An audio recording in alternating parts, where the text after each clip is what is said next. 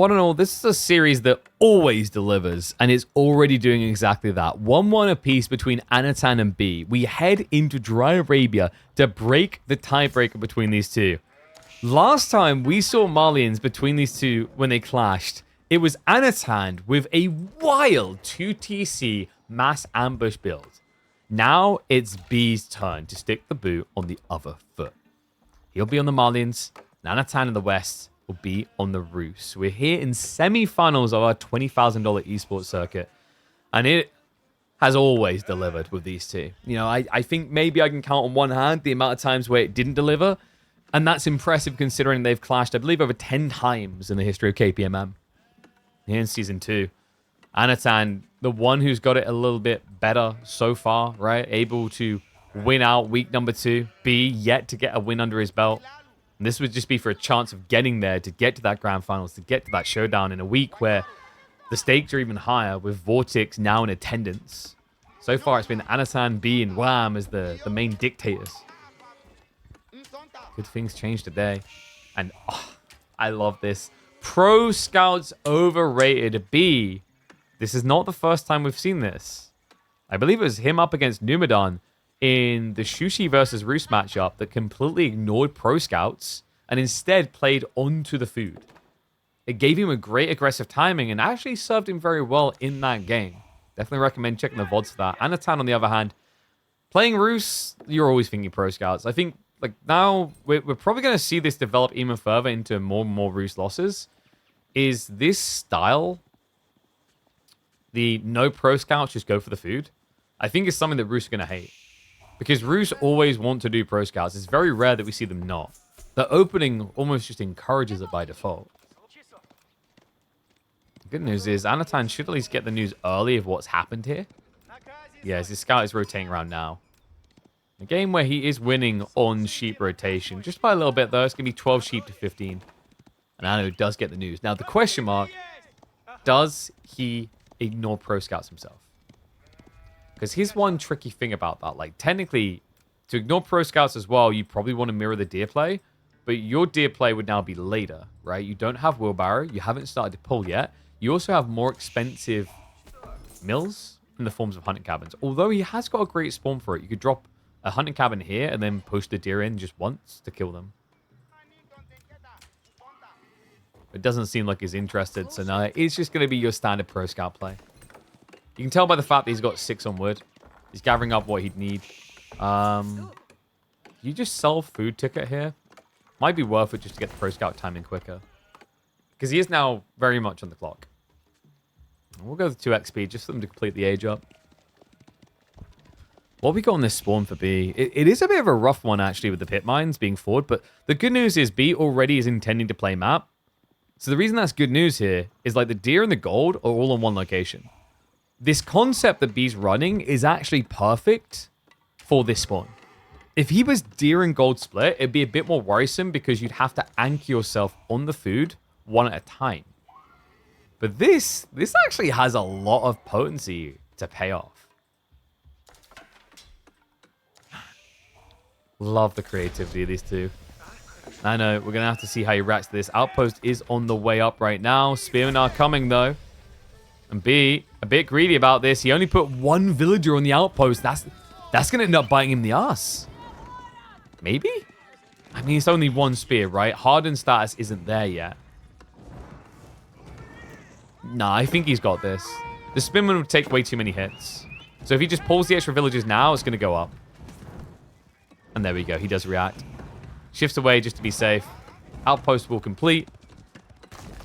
Anatan has at least forced an investment, and the deer aren't fully safe yet. No, because he can steer wider into the closer pack. I believe Pro Scouts has been ignored.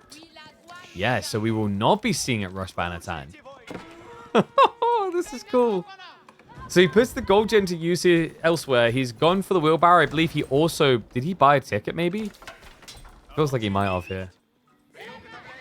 I mean, buying food would make sense just to keep this spearman timing going aggressively. The B is reacting now with archers. Okay, is this what Anatan wanted? Like, going spears, you got to assume there's going to be an archer reaction. Normally, forcing Malian players off of onto archers instead of jabs feels good, as long as you counterplay it. Because the other problem is, like, if you don't counterplay the Malian archer play, they'll eventually tech up. And the thing about Malians and castles, they actually want archers. It's the closest thing they've got really to a crossbowman. Well, at least from range.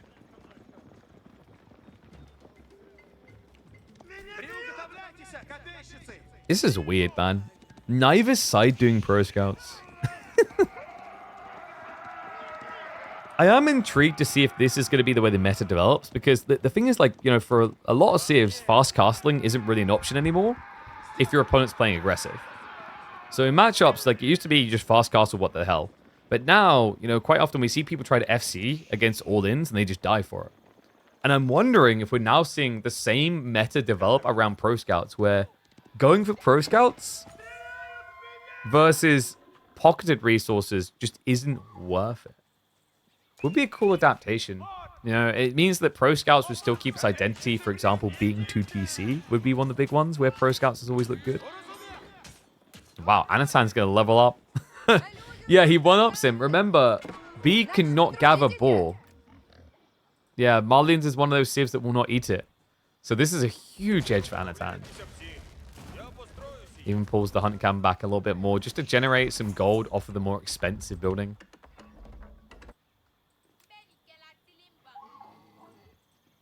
I wonder what's the next move here? You know, do we expect follow-up aggression, or is there a world in which we just see B, for example, start to prep the cows? But now it is going to be additional production. I don't know, I feel like he's kind of anchoring down. Like, this is the second wooden fortress. Right, the first one to buff the tree line, the second one to protect the boar. Kind of feels like he's planning to play defender here. Because it was archery instead of stables, right? Like, if it had been stables, I think you're looking to just raid your opponent to death. And B's now going for some bold wolves.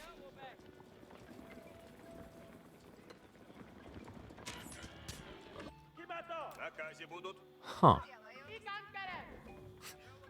Describing a situation where greedy strats gets punished. Yeah, it took our game a while to get there, really, didn't it? But, like, I think it's fair to say we have finally arrived.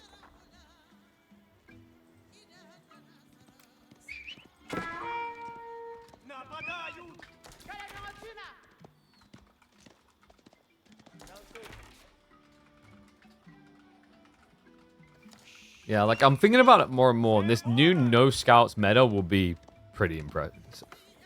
Like, is that the appropriate name? Like, calling it no pro scouts sounds pretty lame. Yeah, no scout meta. Come into your screens now. It's just so much better as well when the game is played this way. Like, I actually think that if this is the way that Age of Empires 4 continues to develop, so that people are always coming out for resources, it's the best state of the game. You know, risk reward is always a very big part of RTSs. You know, StarCraft has on a, like, and sometimes a more basic level of, there's minerals in the center of the map that you can gather faster from. But obviously you're going to be in the center of the map, so that's the trade-off. And the new points of interest kind of tried that as well. But just seeing pro scouts not in every game, like now being seen as an inferior form compared to just standard deering, I think that's music to my ears. Like, that is the correct design and development you're looking for when it comes to these systems. And also, the other cool thing is, guys, it actually might welcome back 2TC meta. Not fully, but as an option. Which I know is something that has been sorely lacking, and, you know, in some ways, kind of happy about that. I think 2TC meta, when it was full meta, was one of the worst metas we've had. But as a variant option you see in maybe 10, 20% of games, love to hear that might be coming back on the menu. Both players currently bulking up. Anatan is mainly just archers, though. And B has been pivoting into jabs. Yeah, the Donzo count is a little bit concerning. Like, the Donzo is actually going to get value now that Anatan's switching knights. But up to this point, it looked like a wasteful switch.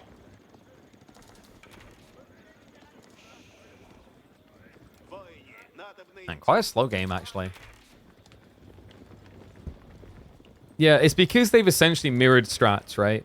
Like, this normally happens when civs mirror strats.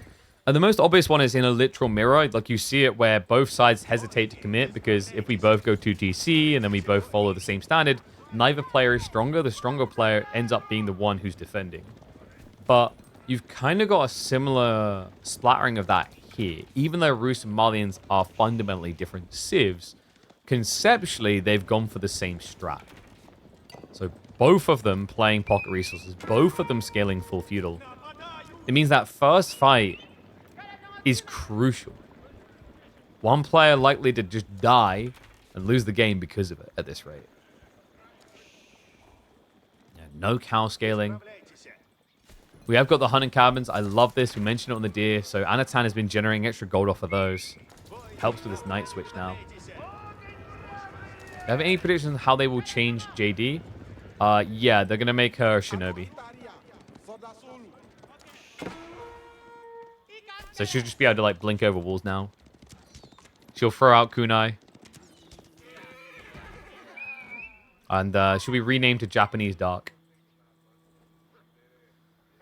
Yeah, I mean, Jean, there's, like, a few different ways they could go, right? I think one big thing I was crazy about was the idea of actually giving her premium horseman and taking her knights away. Truly making her feel different to play. Like, also, maybe having those John's champions very weak on armor in Age 2, but get the bonus against spears. You know, these are simple ways to change it. And then the other big one would be around landmarks. I really hope we see landmark diversification, not just reprint, still have School of Cavalry, etc. Hi, Trade House. Now coming in from the Rus. So Anasan first to blink on the age up. Yeah, B lagging behind a little, actually. He has got the cow switch now starting to come through. It's not exactly quick. No. And correct me if I'm wrong. Did he just, is he producing them out of the wide mills? I believe so.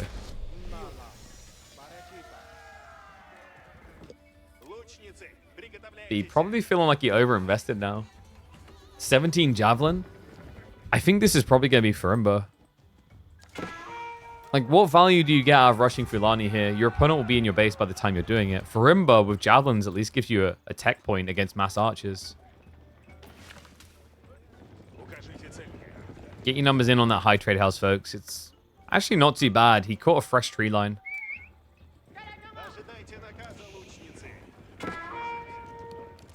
Archers on the approach. And we called it. It is indeed going to be Furimba. B. He needs to just try and keep these jabs alive now. So if we're going to start marching up, but this is going to get shaky fast. Anatan's veterancy is only 10 seconds away. At which point, these archers can contest all. He even has the damage 2 on the way in 30. The high trade house, 116 gold a minute. Not too bad. And on top of that, Anatan looking to get more passive gold. He's got the warrior monks down the way. And what's up, Milkdober? Thank you very much for the sub, mate. I appreciate you and welcome back to the Swarm. And it's swarming time for the vet archers. Jumps on in. Yeah, even just target firing down the javelins willingly. We'll just trade out against the archers because they're going to die a lot faster. Swimmen have to pull away. Anatan forcing the idol on the deer workers. Sofa's try to go for the backstab. Not going to be great into upgraded archers. Needs a bit more time, but with the outpost defense and the age up complete, Anatan does admit that this is getting shaky. Yeah, B now with the military lead. And Javelineers just got upgraded. Yep, they've got the Mantis Javelineer effect. The veterancy's coming in 10 seconds. Remember, just by going Mansa, they are already quicker than archers. I know, needs a lot of knights and he needs them fast. The problem is, we already see B with 12 Donzos, so not easy to shift here. And also playing into the Imams himself, going for those relics. I mean, he actually has good positioning to potentially get, what, 4 here? Bano is snatching one from the deep side. To make a villager form of Jean more viable for advanced farms, etc. I mean, like, I think that had been discussed in the early days, the idea of, like, a builder Jean, but I'm not entirely convinced by it. I think there's better ways to make her unique. But this is not a unique sight. Javelins beating archers. Not so unique these days is the fact that the poison slowly kills you too. So great fight for B. Sofa are also now upgraded, so they're much harder to kill. He has got the ranged armor 2 on the way, so yeah, Anno, he's kind of stuck producing archers because that's what he's got right now, but this doesn't look great. No, Javelineers is going to just love that. It's a great counterplay for them. Even the Knights trickling is a bad idea for Anno, right? Because these Mansa Javelineers have got poison. Look at the cover fire B, able to start pulling that relic back. He's got Sofa held in reserve. Really wants to commit them because the Javelineers aren't as good at kiting against Cav anymore. They got nerfed there. They used to be much faster. Now down to 1.31 from 1.38 movement speed. Nice buff there. The Saint's Blessing is going to be enough to clear the Sofa. Tug of war continues, but we've also got a Warrior Scout cheekily sneaking in. He realizes he could actually waste a lot of time. Yep. Let the run begin. And the annoying part about this is look at the health bar. Warrior Scouts heal really fast. Not just that, he's got a Sofa on the way. This area is about to be really unsafe for Anatan. He's trying to bring the army down there. And actually, weirdly enough, B's going to be sending it in the same direction too. Yeah, I thought he might try to play north and bait. Instead, he does condense the fight to the same location. More Sofa now turning up. Villagers do not have textiles. Javelins in position to start the poke. Knights are going to jump on top of him, though. And the other time is achieved. So Anatan missing a lot of income right now with the 14 workers running. Javelins will eventually get rid of the Knights, but several of them going down for it. The Sofa are doing a good job of continuously harassing this. And finally, Anatan says, what the hell are we doing here? Goes for the Wooden Fortress. Yeah, army's still big enough to contest the Javelins at the moment. Or at least, I say contest, waste their time might be more accurate. The Javs are just going to go in for the snipes. They go after the workers there. A little bit risky. B needs to be careful not to lose too many. Javelineer is all about scaling. It's not a comp that you recover. It's one that if you lose, you tend to just switch out of it. But now it's at least still working out. B, more Sofa following this. Anatan doesn't have many archers left. He's trying to gradually scale Knights, but the way he's been forced to fight, he hasn't been able to get the number up. He just keeps sacking them. Yeah, it's the Javelins. They just keep forcing them out of. They get the kills in like, what, 3 volleys maybe? So, yeah, a lot of time wasted, but the problem is if Anatan isn't able to hard commit with the archers, the time wasted doesn't matter. It's not like B's losing anything additional, right?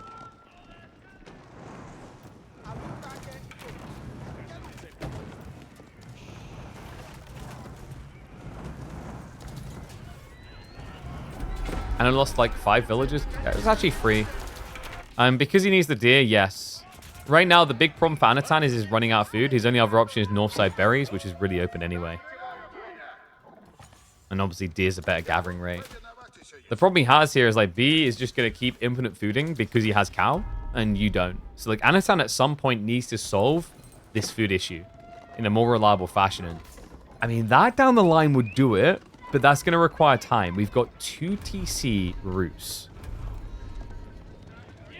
Not an unheard of play for Roos. Something they usually like to do after the relic game has been finished, and it has indeed been finished with a win for B. He's securing Sacred Sites. He's got 3 relics. That's going to allow him to afford a lot of cow, by the way, just to eat if need be. For the time being, though, they're at least going to be thrown into the ranches.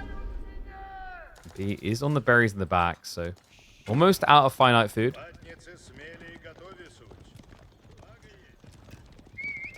Anno's Knights are now hunting.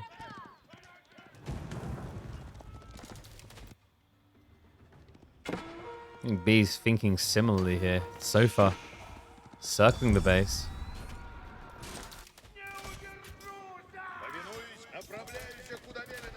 Did B actually glimpse the 2 TC? I don't think so. I don't think he actually dove deep enough. He'll see it now, though. We should anyway. He will scout out the crossbow switch. Okay, so like that's not too bad for B. It's annoying for your for sure, but you do have javelins to contest that. And you kind of had to assume this was coming eventually, so to idea early on is pretty nice. Man, props to Anatan. Finding some worker kills. However, it goes both ways. B, able to strike in. An extra 7 worker kills off of this Sofa raid. Eclipsing the efforts of Anatan, who was only able to achieve 3 for the knights that are meant to be better at raiding. It's not a good look right now for the Belarusian.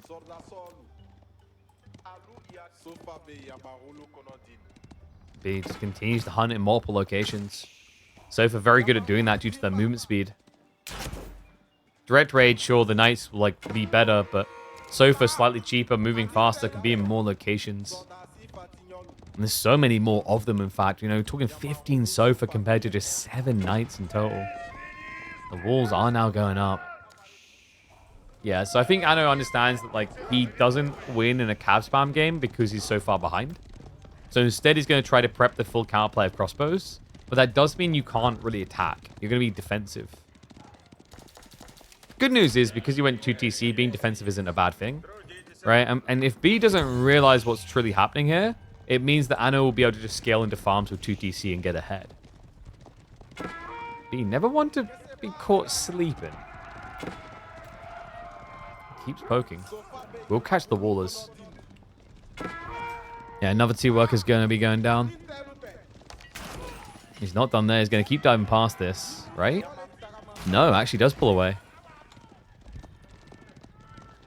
How many ranches are we talking about here? Yeah, 5th one coming in. So B definitely feels like he's ahead, right? Like, you can see that the gold, the wood's a little bit better for Anno, sure. But the gold is miles and miles apart.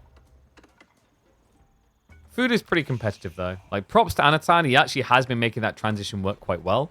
He's been using the limited deer that spawned on the high trade house. I think he's up to, like, what, 20 farms? Yeah, 16. Slowly but surely getting there.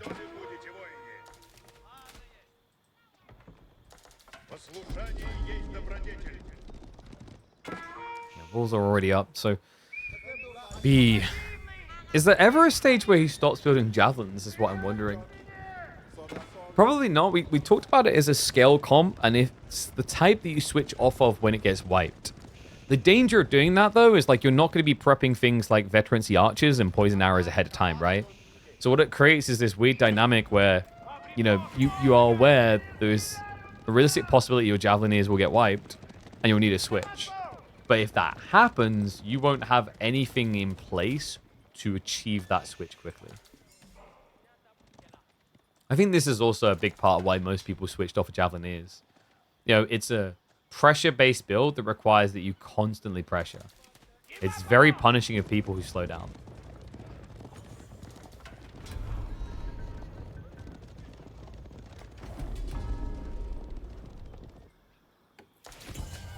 Nano.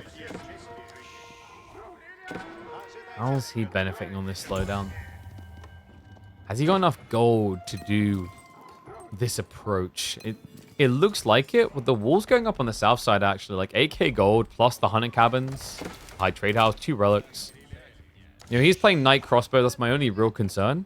But now that he's locking in this 4k on the north side, which is bloody impressive, by the way, I think he has everything he needs to just camp down and play late. Even in Imp versus Strokes, you can use javelins. Yeah, but like the damage, their attack point is not that great. Usually slower attacking units, unless they have overwhelmingly high damage, don't feel that great in late game fights. You know, if you ask most people about javelins, javelins tend to peak in feudal age, and then they start to fall off. Because like as you get up in age, the idea is the damage reduction isn't as high anymore compared to the damage you take. And on top of that, the other problem you run into is when you talk about counter units, like if I have javelins and I counter archers, because my damage is so high, I'm going to overkill a lot, right? And if I overkill, that means that a slower attack speed is bad for me. It means I'm being wasteful of damage. Whereas like archers, yes, they have lower damage, but because they attack notably quicker, like we're talking 33% quicker, they tend to be able to actually trade out well in Castle and beyond. And we have seen that a lot in the past.